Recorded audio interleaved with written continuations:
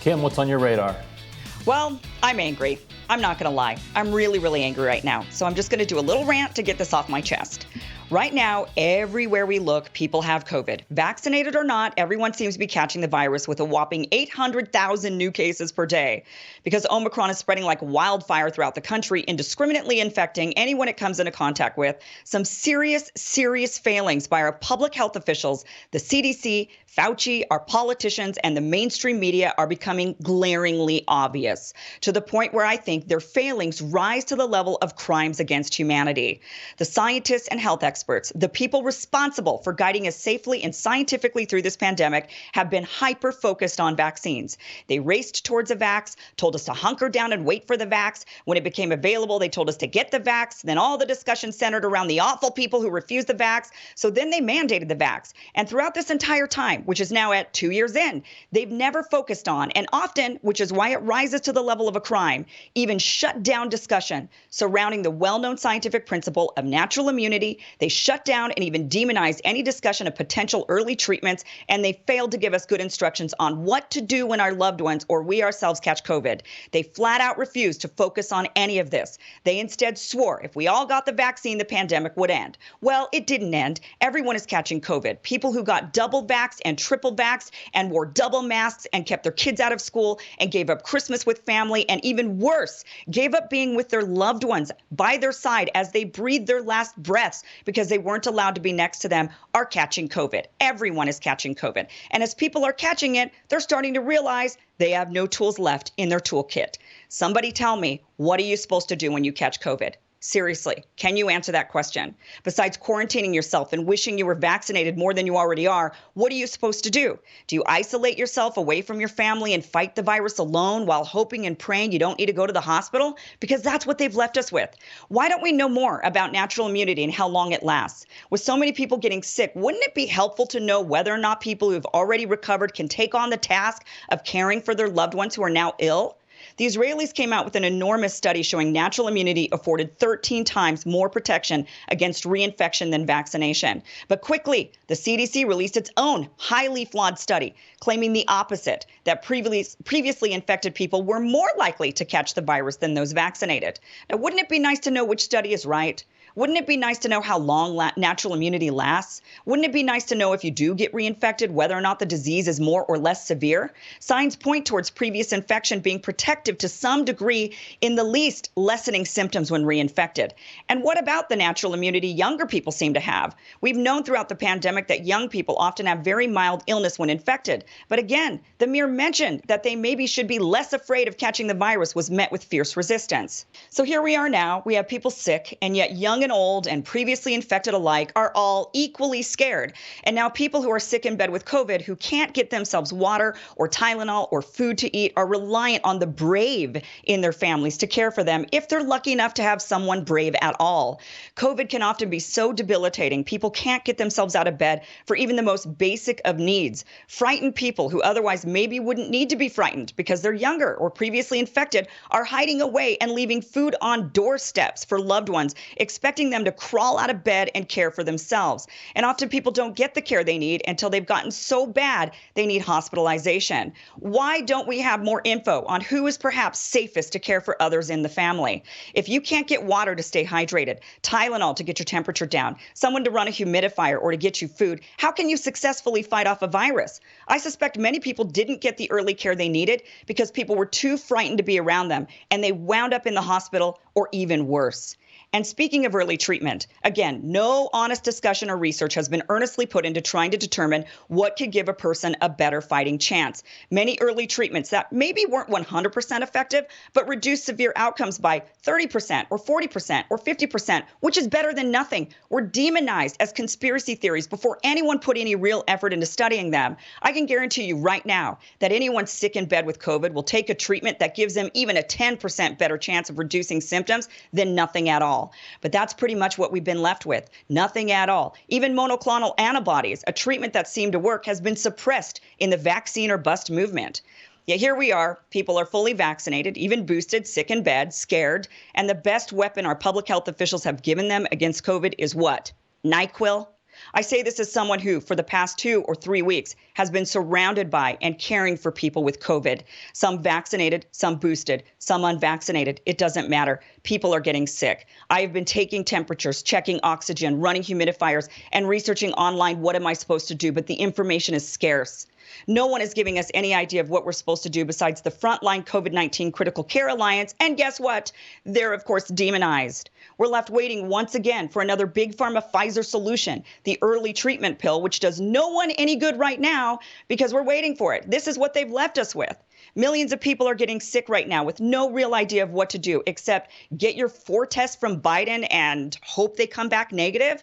This lack of basic research and information on who is safest in our families to care for others, what treatment to give them when they're sick, and how to care for them to give them the best fighting chance is, in my book, a crime. These are health officials. They're scientists. They're doctors. They shouldn't be telling us to just hunker down and hope we never catch it. We need more information. They haven't given it to us. And worse, they've demonized any discussion of it. Now, I want to give you guys some examples that people have emailed into me. I myself, I'm currently in quarantine right now, caring for somebody positive with COVID. I've had COVID back in March of 2020. That was a long time ago. I suspect any minute now I'm going to test positive for the virus. I keep checking every single day I test, thinking today's the day I'm going to get COVID again. I haven't yet, but I will say that I've had people email in stories to me. A woman said that her 69-year-old woman, her aunt lives with her 40-year-old daughter. When the 69-year-old woman caught COVID, her 40-year-old daughter wouldn't let her back in the house because she was too afraid. Another one, a 68-year-old woman.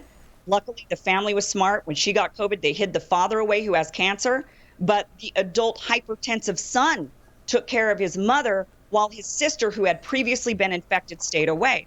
And home care workers are reporting that they're showing up for their check-ins to find food left on doorsteps. They go inside and they find the person in fetal position, unable to get out of bed to care for themselves, to get water or Tylenol, let alone go pick up the food off the front steps. And if you're somebody who needs a home care worker, you're older. So this whole thing, we don't know what to do. And now everybody's getting COVID.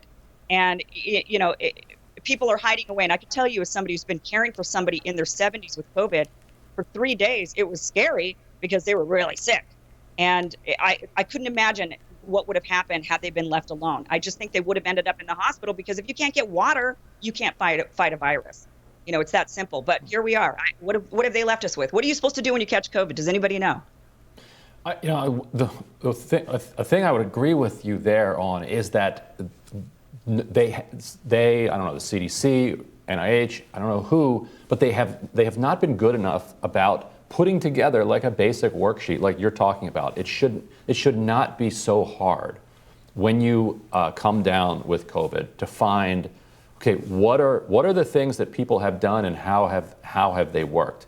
And so then, right, you wind up on that site that wants to sell you hydroxychloroquine, or they don't. FLCCC doesn't do hydroxychloroquine. It's an ivermectin kit with vitamin D, vitamin C, zinc, quercetin. It's an entire kit. But that's the only thing that you've got, and that is better than nothing. Sure, because otherwise, literally, they're like, take some NyQuil, stay home, and hope you don't end up in the hospital. Call us if your oxygen drops below 90. I mean, that's like what that's what doctors literally tell us. Kim, but you said right, people would take anything that gives them like a 10, 20, 30% reduction. I mean, that's the vaccine, right? That's right, but right now people are getting That's sick. what it gives you. Hey, I'm telling you, I am taking care of people who are vaccinated and sick. Right. So it's not about that. People are getting vaccinated and they're still falling very ill. Maybe they're not ill enough to go to the hospital. What I'm saying is they would have been more ill. The to. thing that reduces they would have been more ill. Like that's what the vaccine offers you. And you're right. I wish there was more we could do. We should get the FDA should move quicker to approve all the other things. You're right that there's very little guidance. There's an elderly person in my family who was hospitalized and was hospitalized for something else, tested positive for COVID, and I was trying to communicate to my family, well, what are they giving this person, the whatever therapeutics you're supposed to give them, but because this person wasn't hospitalized for COVID, wasn't clear that they were worried about it, and it was just very confusing. And then they released this person, but this is a very elderly person person with COVID and you're saying they can go home? What? So it's very confusing. It's very confusing. I mean, look, like the people that are vaccinated, maybe they don't end up in the ICU, but they do still end up in the hospital oftentimes, especially if they're elderly people who live alone, which are millions of people that live alone, and they're not getting the care because their family members, their neighbors, people are too afraid to attend to them. And it just gets to the point where they need to be hospitalized. Do they get sick enough to go to the ICU? Are they going to die? No, but they need care, and no one's willing to do it. And that's because we're not given any guidance at all. The next month or two, though, we're going to get a real test of how much natural immunity holds up, but also how much unvaccinated without natural immunity holds up as Omicron starts, ripping through the rest of the country. We've seen it in New York and D.C. and some places in the West Coast. But modelers are now saying, that epidemiological modelers are now saying that we could be looking at another 50,000 to upwards of 300,000 more deaths between now and the end of March, as it kind of sweeps across the country. I hope those numbers are an exaggeration, but I don't think we should think of natural immunity as a strategy. I think you're right that we haven't. Right. We like in Europe, if you had natural immunity, that can count towards some of these vaccine requirements, which I think makes sense. Antibodies are antibodies, whether you buy them from the pharmaceutical company or you acquire them, unfortunately, naturally. But it's not necessarily a tactic that somebody would want to deploy because you don't know how it's going to. But if you knew that you just recently caught COVID, let's say within the last 4 months, and then your mother, Ryan, let's say your mother gets COVID and she needs somebody to care for her, wouldn't you rather be the one to sign? Right. Oh, absolutely. No question. We don't know anything. But we don't know anything. They don't tell us anything. We don't know how long it actually and you're right about lasts. that. And they downplay. You're right about that. They're unwilling. They being the public health establishment, their mainstream media allies, many Democratic political figures are unwilling to even concede that if you recover from a recent infection, it's akin to being vaxxed or boosted, and you're probably good. You should be the point of contact for someone who has COVID in your family. Yeah, absolutely. Yeah. And it's ridiculous that they overlook that. Maybe they will now. I don't know. Let's hope. Let's hope. Well, good luck to you. Now everybody's fine now. I'm just waiting for everybody to test negative so that I can continue to test negative and go home.